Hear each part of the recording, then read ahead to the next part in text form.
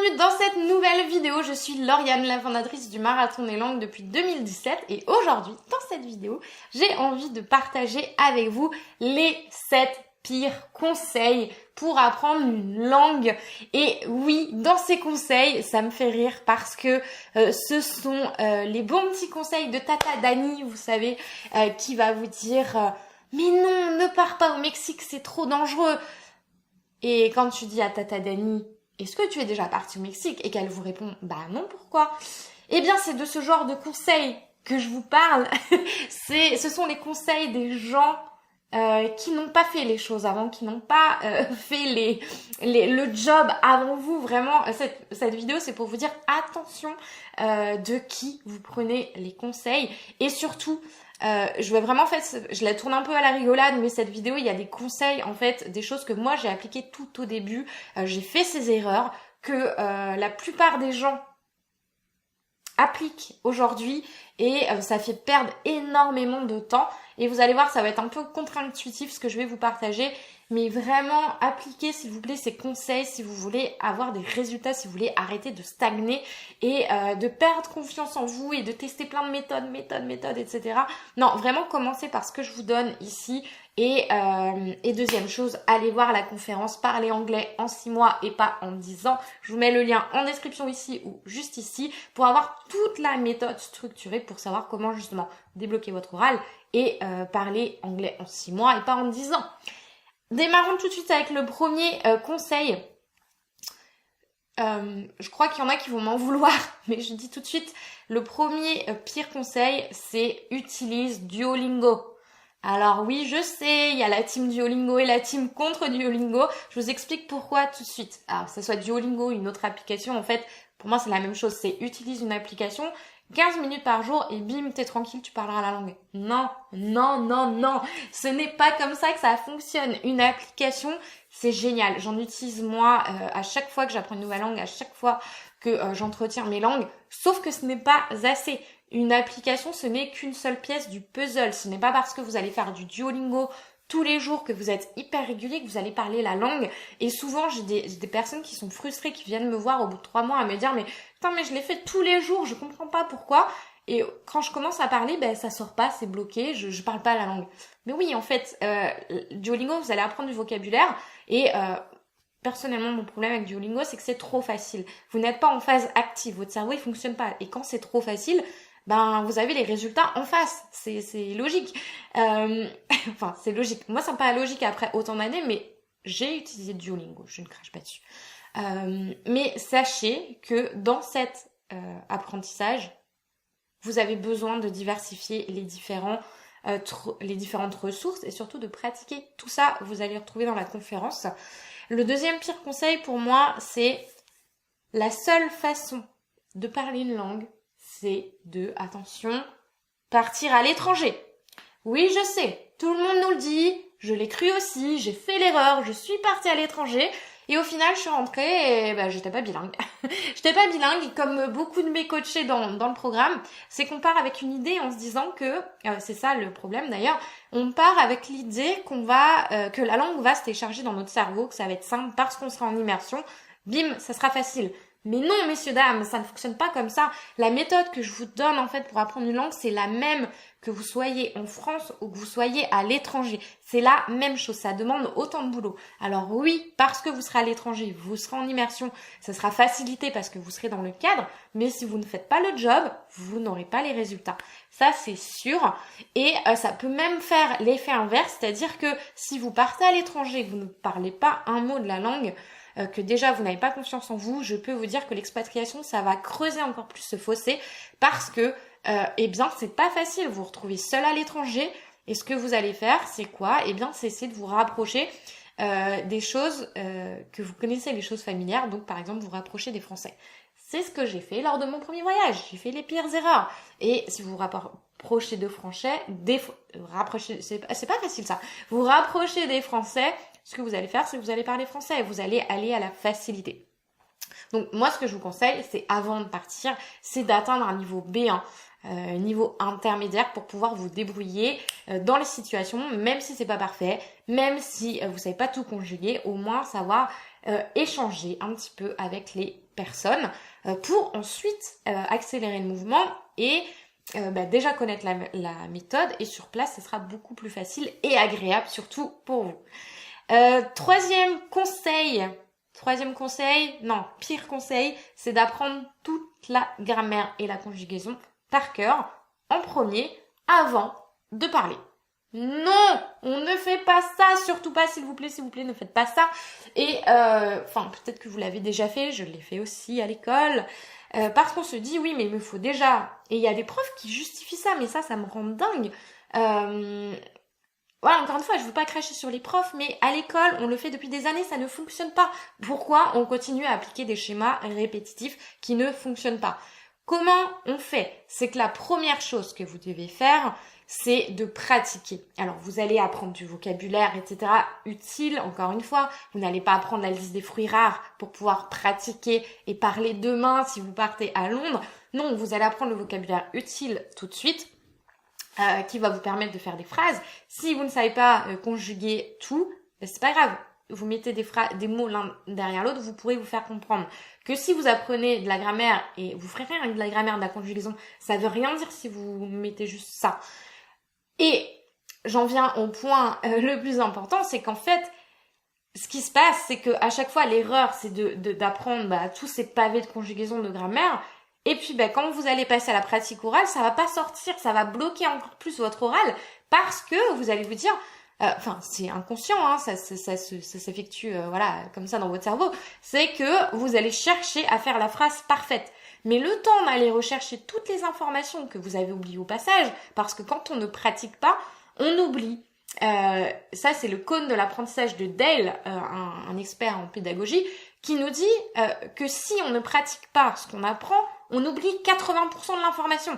Donc vous voyez bien que si vous prenez votre bloc de grammaire et vous pratiquez dans 6 mois, dans un an, tout ce que vous aurez appris, vous l'aurez oublié. Alors oui, ça vous sera un petit peu familier quand vous allez le revoir, mais ça sera pas acquis. Donc ce que je vous conseille de faire, c'est de pratiquer de manière imparfaite. De toute façon, c'est le synonyme de l'apprentissage. On est imparfait pour s'améliorer ensuite. Et quand vous allez commencer à pratiquer et vous rendre compte que vous ne parlez qu'au présent, vous dire, ah, ouais, mais c'est chiant, cette phrase-là, j'ai envie de le mettre au passé, comment je fais? Ok, là, vous allez manifester un intérêt, vous allez aller chercher, comment on fait le passé, vous allez poser des questions, chercher, etc. Et là, ah oui, mais ça me rappelle quelque chose, et ok, là, j'ai capté, et là, il y aura un déclic, là, il y aura une ampoule au-dessus de votre tête, et là, ça sera beaucoup plus facile pour vous de le mettre en application parce que vous aurez manifesté un intérêt. Et pour reprendre une phrase de mon prof de guitare que je vous répète à chaque fois, que j'adore, c'est quand l'élève pose la question, c'est qu'il est prêt à recevoir l'information, à la comprendre et à l'assimiler. Donc ça, c'est extrêmement important. Vous voyez comme ça peut m'animer, la grammaire, c'est dingue. Ensuite, le pire conseil, c'est quoi? Le 1, 2, 3, le 4e. Prends des cours d'anglais. Tu veux parler anglais? Prends des cours d'anglais. Ok. Pourquoi c'est un des pires conseils? Parce que, est-ce que vous avez des souvenirs de l'école? Comment ça s'est passé votre anglais à l'école? Est-ce que vous avez aimé? Est-ce que vous allez reprendre des cours d'anglais comme à l'école, apprendre la liste des verbes irréguliers, apprendre la grammaire, aller dans une classe de 30 personnes et ne pas avoir le temps de pratiquer ou ne pas pratiquer du tout et refaire la même erreur qu'à l'école? Arrêtez avec ça si ça ne vous a pas plu, si vous avez un ancrage négatif avec ça. Personnellement, j'en ai un et plus jamais je reprendrai des cours comme à l'école, en tout cas comme moi je l'ai vécu. Eh bien, ne faites pas ça. Trouvez une autre manière de faire, trouvez une manière fun, parce que l'apprentissage, l'anglais doit être fun. Et c'est vraiment l'une des premières choses qu'on fait aussi dans notre programme, Marathon d'anglais, c'est qu'on désapprend. Voilà.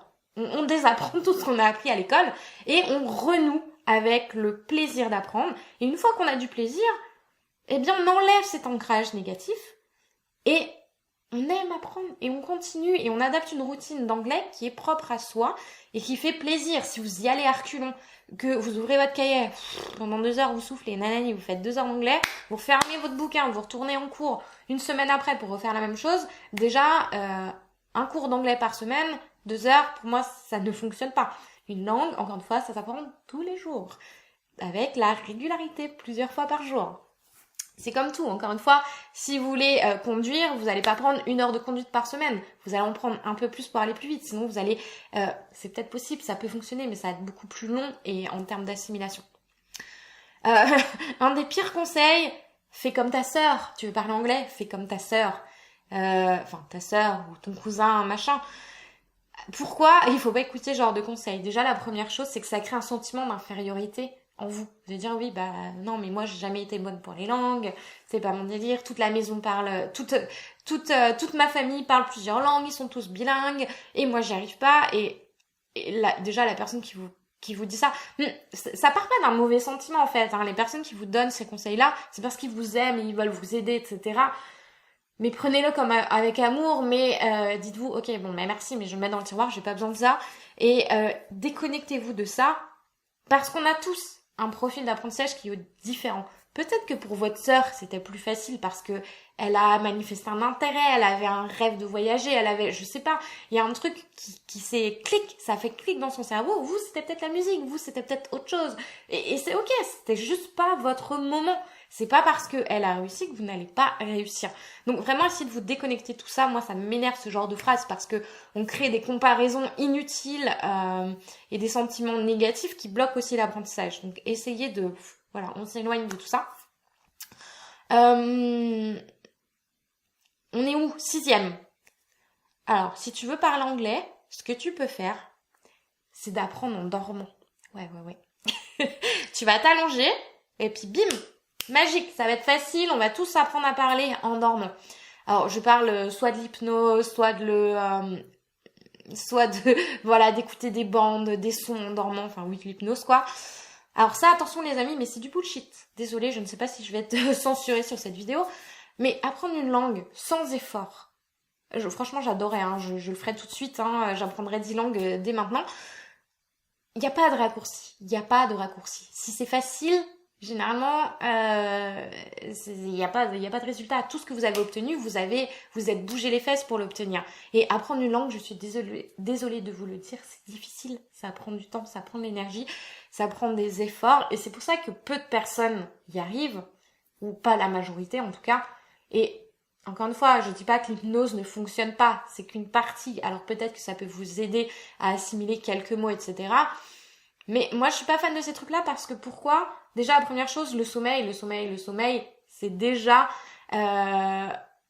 un agent hyper important dans votre apprentissage parce que c'est un moment où les connaissances vont se fixer dans votre cerveau, dans votre mémoire. Et déjà, si vous dormez que 6-7 heures par nuit, que vous avez besoin de plus, 8-9 heures, je sais pas, eh bien, peut-être déjà là, c'est un truc à régler avant de vouloir faire de l'hypnose ou faire autre chose.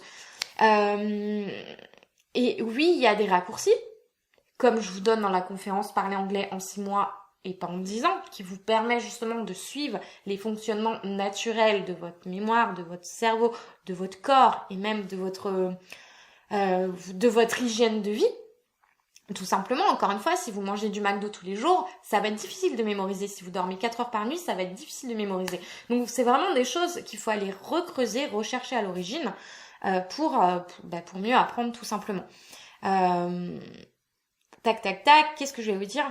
Et le dernier, donc le 7e pire conseil, c'est regarder film en VO, enferme-toi dans ta chambre pendant 15 jours et tu vas voir, il y a l'oncle machin qui a eu son bac comme ça. Alors oui et non. Très bien, peut-être qu'il a eu son bac, sauf qu'à l'époque, il n'y avait pas, oh my god, à l'époque, il n'y avait pas de test oral. Alors j'espère qu'aujourd'hui, vous avez de la pratique orale dans vos examens, à vos examens, mais c'est pas ça qui va vous faire pratiquer. Alors oui, vous allez vous immerger, vous allez améliorer votre compréhension orale, et ça c'est génial. Sauf qu'encore une fois, ça ne suffit pas. Ce n'est qu'une partie du puzzle. Ce qui est vraiment extrêmement important, c'est d'avoir un puzzle complet, avec toutes les petites pièces que je vous donne dans la conférence Parler anglais en 6 mois, pas en 10 ans, pour pouvoir débloquer votre oral et enfin réussir à parler la langue. J'espère que vous avez apprécié ces 7 conseils ou pires conseils à ne pas appliquer pour apprendre une langue. Dites-moi dans les commentaires si c'est quelque chose que vous faisiez déjà ou pas. Et surtout, si vous en avez d'autres, est-ce que Tata Dani vous a donné d'autres conseils un petit peu beaucoup que vous n'allez pas appliquer? Je vous dis à très vite dans une prochaine vidéo. Ciao!